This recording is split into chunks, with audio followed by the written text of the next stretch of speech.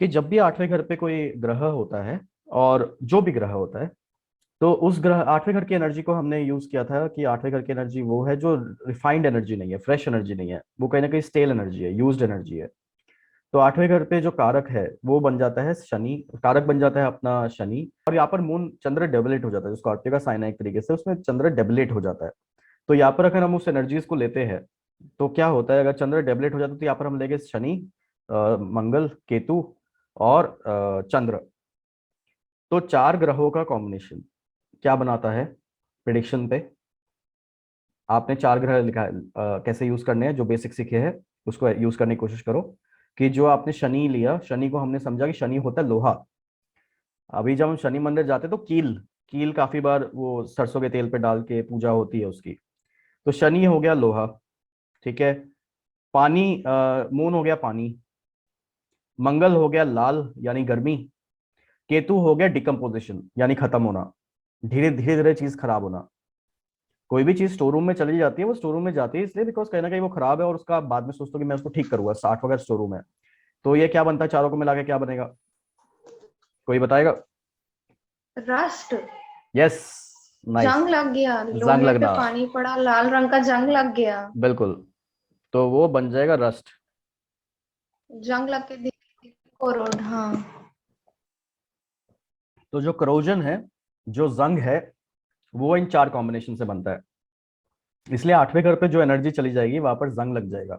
और अगर किसी के घर पे जंग प्रिडिक्ट करना हो तो आप इन कॉम्बिनेशंस को, अगर आप सैटर्न मून को आठवें घर पे देख लोगे फॉर एग्जांपल, तो आप बड़े आराम से ये बोल सकते हो कि उनकी east west, west south, west west south direction में जो आइटम लोहा पड़ा हुआ है, आइटम पड़ी है, उस पे जंग लग रहा है। तो वो चीज जंग लगना, जंग की प्रिडिक्शन करना आप कर सकते हो। लेकिन जंग क्या सिखाता है हमें, जंग ये सिखाता है कि एक ऐसी आइटम जिसको आपने यूज करना बंद कर दिया, जिसको आपने जिसको आप इवन पॉलिश नहीं कर रहे हो, उसको बस रखा हुआ है आपने, और ऐसी तरह रखा है क्योंकि ये इमोशनल जंग है।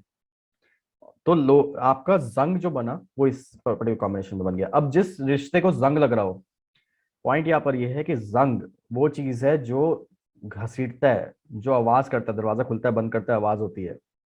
तो उसकी उसका यूसेज बहुत ज्यादा नहीं है, तो जो चीज का यूज नहीं करोगे उसको जंग लग जाएगा। तो जिस रिश्ते में जंग लगा हो, जैसे वो कोई बाहर का रिश्ता जिसको जंग लगा हो, और वो पर्सन इस पर्सन की लाइफ पे आए कि मुझे, हमें चाहिए कि ये रिलेशनशिप बने, तो क्या प्रॉब्लम हो जाती है, जैसे ही उसके लाइफ में वो ये रिलेशनशिप पॉलिश हो जाता है वापस, बिकॉज ये पर्सन जिसकी लाइफ में ये कॉम्बिनेशन होगा, तो आठवें घर का जो रिपेयर वाला बंदा है, आठवें घर पे जो ग्रह होते हैं वो कुछ नहीं होते, वो जिसके चार्ट पे होते हैं वो बंदा होता है रिपेयर मैन। वो उसका काम होता है टूटी फूटी चीजों को रिपेयर करना। तो आठवें घर के एनर्जी से वो उस ग्रहों के लोग जब उनके पास आते हैं तो उनकी लाइफ में इमोशनल रिपेयर करने के लिए ये लोग बैठे होते हैं। और जब वो इमोशनली इनको रिपेयर कर लेते हैं तो उनका जंग साफ कर देते हैं ये लोग। और जैसे ही इनका जंग साफ कर लेते हैं फिर वो लोग चले जाते हैं। और फिर ये बोलते हैं कि ये लोग तो चले गए। अब अगर आपने रिपेयर शॉप खोली हुई है, सेकंड हैंड आइटम की शॉप खोली हुई है, तो चक्कर यही है ना। तो एक कॉम्बिनेशन यहाँ पर ये बनता है कि आठवें घर पे जोन से ग्रह आ जाते हैं वहां पर, एक प्रिडिक्शन बनती है कि जो भी ग्रह आठवें घर का होता है उससे रिलेटेड सेकंड हैंड आइटम आप अपने पास रखते हो। तो आपको उससे रिलेटेड सेकंड हैंड आइटम या तो आपने कहीं से खरीदी होती है या आप उसको रखते हो। और अगर आप उसको रखते हो या खरीदी होती है तो वही एनर्जी आपके घर पे, आपके एनवायरनमेंट पे आती है। ध्यान देने वाली बात यह है कि सेकंड हैंड आइटम कभी भी कोई बंदा खुशी से नहीं बेचता। सेकंड हैंड आइटम हमेशा कोई बंदा बेचता है तो कम प्राइस पे बेच रहा होता है, और उसको लगता है यार मैंने इसको इतना प्यार से संभाला, सब कुछ किया। तो दूसरे का दुख आप अपने पास लेके आ रहे हो तो आप अपनी लाइफ में दुखी क्रिएट कर रहे हो, इसलिए सेकंड हैंड आइटम्स नहीं खरीदना चाहिए। बिकॉज शनि जहाँ पर भी आ जाएगा चार्ट में, और उसके साथ कोई भी जो भी साइन है उससे रिलेटेड सेकंड हैंड आइटम आप लेते हो, और जोन सा ग्रह है उससे रिलेटेड सेकंड हैंड आइटम लेते हो। तो आठवें घर पे जब शनि है या आठवें घर के अंदर कॉम्बिनेशन चार्ट की बन जाती है तो ये लोग सेकंड हैंड इमोशंस लेते हैं दूसरों के। अब सेकंड हैंड रिलेशन वाली बात आ गई ना दूसरे की। तो ये कॉम्बिनेशन मेरे को आपको बताना था कि कैसे एक चीज सेकंड हैंड आइटम्स और सेकंड हैंड गुड्स कैसे बनते हैं यहाँ पर। दूसरा यहाँ पर क्या चीज आती है कि जो सेकंड हैंड आइटम्स और गुड्स है उसकी वजह से क्या होता है कि ये लोग रिपेयरमैन बन जाते हैं। तो जो चीज दुख के साथ चल रही है उस पर दुख कहीं ना कहीं छूटेगा नहीं, हमेशा साथ में रहेगा, और सेकंड हैंड आइटम के साथ हमेशा प्रॉब्लम होती रहती है। इसलिए जरूरी ये होता है कि आपको अपना शुक्र यानी सेल्फ वर्दीनेस बढ़ानी होती है। सेकंड हैंड आइटम की सबसे बड़ी बात ये हो जाती है कि जब भी कोई बंदा सेकंड हैंड आइटम लेता है तो जहां से भी उसने सेकंड हैंड आइटम लिया, उसको ये पता है कि मेरे पास सेकंड हैंड आइटम आ गई, अब मेरे पास स्टोर हो गई, अब मैंने उसका यूज किया या अच्छे से यूज किया नहीं किया, उसकी ना इज्जत नहीं होती। सेकंड हैंड आइटम की कभी इज्जत नहीं होती, बिकॉज उसको हमेशा सबको ये लगता है कि ये आइटम आ गया, यूज कर लिया मैंने, और टूट फूट भी गई तो क्या फर्क पड़ता है, मैंने सस्ते में ली थी, सेकंड हैंड ली थी। तो खुद का दिल नहीं लग पाता, लगाव नहीं लग पाता। और दूसरी बात क्या होती है, जैसे ही सेकंड हैंड आइटम आप कहीं और ट्रैवल करते हो, जैसे आप एक जगह पर आए, आपने सेकंड हैंड आइटम लिया और आप फिर कहीं और जगह ट्रैवल करते हो, तो आप नोट करते हो कि आप सेकंड हैंड आइटम छोड़ देते हो, आप बोलते हो नहीं नहीं ये तो मतलब सस्ते में लिया था, सेकंड हैंड लिया था, तो इसको यही छोड़ सकते हैं, साथ ले जाने की जरूरत नहीं है। तो आप साथ लेके नहीं जाते। तो जिस चीज को आपने कहीं पर आप आए, आपने और आपने आपको जरूरत महसूस हुई कि मुझे ऐसे बंदे की जरूरत है, ऐसे किसी भी जगह पर आप जाते हो तो आपको जरूरत महसूस हुई कि मुझे ना एक ऐसा सामान लेना है जो मेरे को काम आए, जैसे फॉर एग्जांपल मुझे टेबल लेनी है, मुझे कंप्यूटर लेना है, तो मुझे नया कंप्यूटर नहीं लेना, बिकॉज मेरा पर्पस बहुत टेम्प्रेरी है, मैं टेम्प्रेरी यहाँ पर आया हूँ, मैं बहुत लॉन्ग टर्म के लिए यहाँ पर नहीं आया। तो जब कोई बंदा लॉन्ग टर्म के लिए कहीं पर नहीं आता, उसको पता होता है यार मेरा तो परिवार का योर है, तो मैं टेम्प्रेरी यहाँ पर आया हूँ। तो यहाँ मैं इस जगह पर मैं टेम्प्रेरी आया हूँ, तो मुझे एक आइटम चाहिए, मुझे फॉर एग्जांपल टेबल चाहिए, कंप्यूटर चाहिए, एक डेस्कटॉप छोटा कंप्यूटर भी काम कर जाएगा, घर पे ऑफिस में तो मैं करता ही हूँ, लेकिन घर पे एक एक्स्ट्रा रहेगा तो अच्छा रहेगा। तो सेकंड हैंड मॉनिटर या सेकंड हैंड कंप्यूटर में ले सकता हूँ, सेकंड हैंड टेबल ले सकता हूँ। और क्योंकि मेरा घर तो कहीं और है, तो मैं जितनी देर के लिए मुझे जरूरत है मैं यहाँ पर आके सेकंड हैंड ले लूंगा। तो वो आके सेकंड हैंड ले लेते हैं वो लोग। उसके बाद क्या होता है, 4 महीने 6 महीने साल भर रहते हैं वो, और उसके बाद उनका जॉब चेंज हो जाता है, या उनको लगता है कि मैं अब मेरे को घर के पास वाली जगह पर जॉब मिल गई, या घर पे मेरी सिचुएशन इंप्रूव हो गई है, तो मैं अब एक काम करता हूँ, मैं घर पे वापस चले जाता हूँ।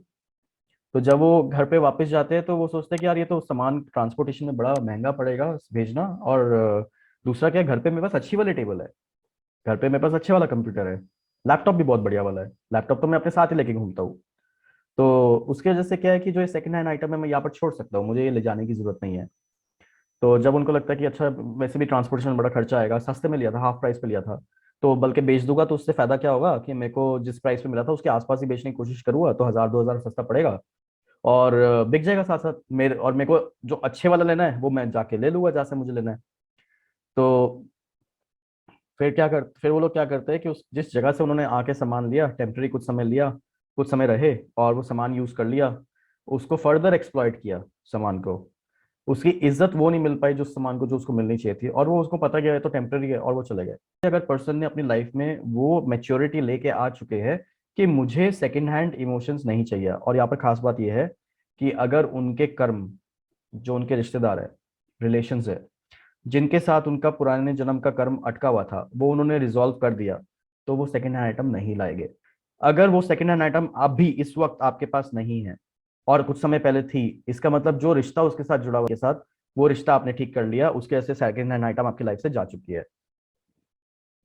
तो जब भी आपके लाइफ में सेकंड हैंड आइटम कोई आती है या सेकंड हैंड आइटम्स आप रखते हो, तो होता यह है कि आप एक तरीके से एश्योर कर रहे होते हो कि आपका किसी पर्सन के साथ पेंडिंग रिश्ता है, और वो पेंडिंग रिश्ते आएंगे, टेम्पररी आएंगे, उनको आप सॉर्ट करोगे और वो चले जाएंगे।